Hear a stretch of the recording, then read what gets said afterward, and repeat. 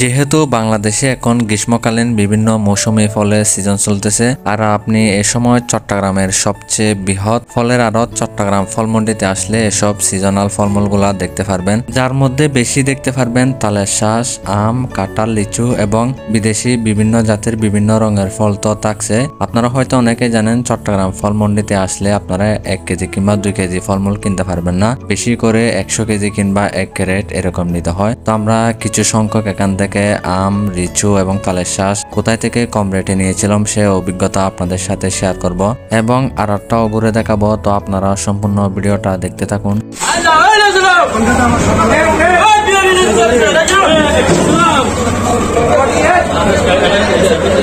দেখো 1 2 3 4 আমার 100 হ্যাঁ ঠিক আছে।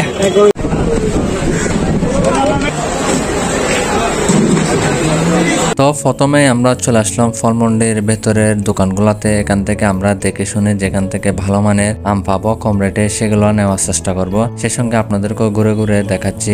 এরই মাঝে এই আড়ত নিয়ে আপনাদের মাঝে কিছু তথ্য জানিয়ে রাখি। চট্টগ্রাম ফলমন্ডি প্রতি সপ্তাহের বৃহস্পতিবার এবং রোববার সাপ্তাহিক বাজার বসে। এই 2 দিনের বাজারে আর্থিক লেনদেন হয় প্রায় 200 কোটি টাকারও বেশি এবং সপ্তাহের অন্যান্য দিনে গড়ে প্রায় 50 কোটি টাকার মতো এই আড়তে ফল কেনা বেচা হয়। চট্টগ্রামের এই আড়তে দেশীয় ফলের পাশাপাশি বাংলাদেশের বাইরের আরো বিভিন্ন দেশ যেমন Bharat, Afghanistan, south Africa, New Zealand, Australia, মিশর এসব দেশ থেকে বিভিন্ন জাতের বিভিন্ন রঙের ফলমূল আমদানি হয়ে আসে, যেগুলো পরবর্তীতে কিনে নিয়ে যায় চট্টগ্রাম শহরের বাইরের বিভিন্ন জেলা উপজেলার ব্যবসায়ীগণ।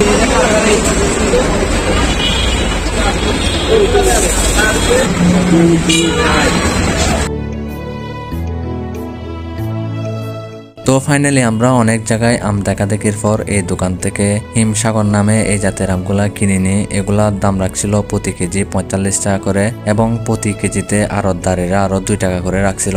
এরপর চলে আসি আমরা লিচু কেনার জন্য। এই লিচুগুলা দেখে মনে হচ্ছে বেশ কালারফুল এবং সুস্বাদু। আমি একটা নিজে খেয়ে দেখছিলাম, যেগুলো আসছে পাবনা থেকে। তো আমরা এখান থেকে 100টা লিচু নিয়েছিলাম, যেগুলোর দাম রাখছিল 450 টাকা এবং এই 100টা লিচুর আড়তদারে রাখছিল আরো 10 টাকা।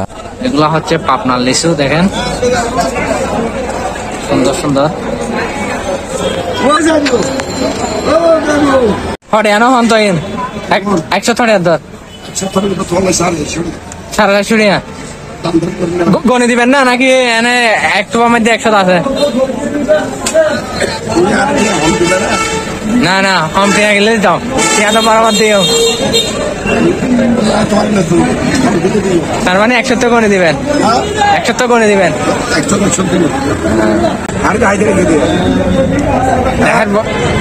দেখেন একটা পাইছি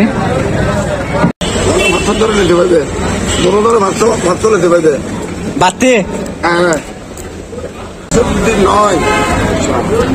না গণিত সমস্যা কি? দেখো 1 2 3 4 আমার 100 হ্যাঁ ঠিক আছে। 5 6 7 8 9 10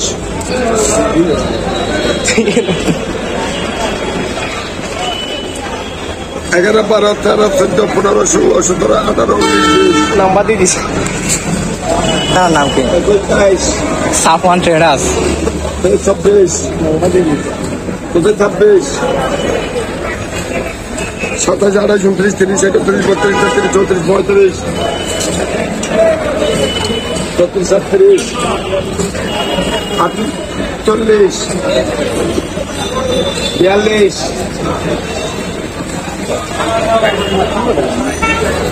43 44 45 46 47 48 49 50 50 না এটা তো আসিল মনে হয় আর বাতি।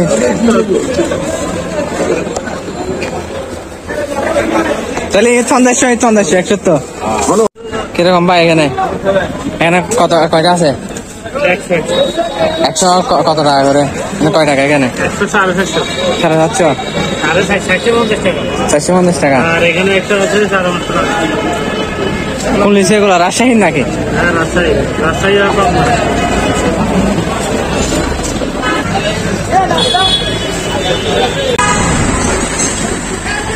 ফলমন্ডি থেকে বের হয়ে আমরা চলে আসলাম বিআরটিসি মোড়ে। এখানে দেখেন সবগুলা তালের শাঁস মানে হিউজ পরিমাণ। এক এক কথায় বলতে গেলে তালের শাঁসের পাহাড় এখানে। কি পরিমাণ তালের শাঁস দেখছেন?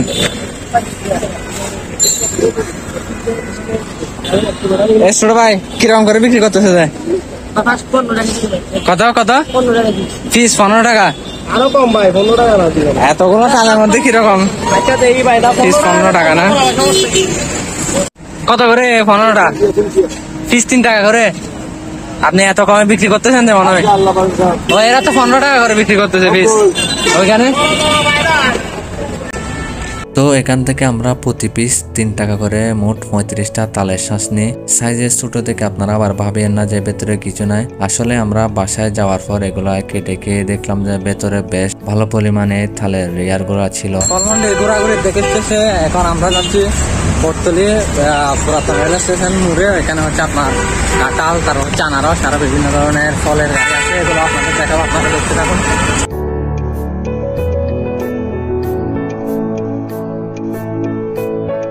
তো অবশেষে আমরা চলে আসলাম চট্টগ্রাম পুরাতন রেল স্টেশনের একটু পরে, যেখানে আনারস এবং কাঁঠাল বিক্রি করা হয়। আপনারা যদি এই জায়গায় সকালের দিকে আসেন তাহলে বেশি পরিমাণে আনারস এবং কাঁঠাল দেখতে পারবেন, কারণ ওই সময়টাতে চট্টগ্রামের বাইরের বিভিন্ন জায়গা থেকে ট্রাক ভর্তি এসব ফলমূলগুলা এই জায়গায় আসে।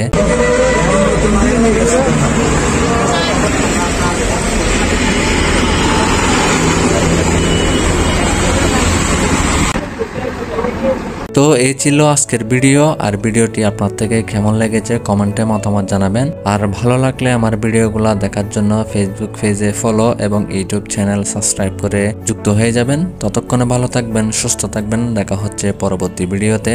আল্লাহ হাফেজ।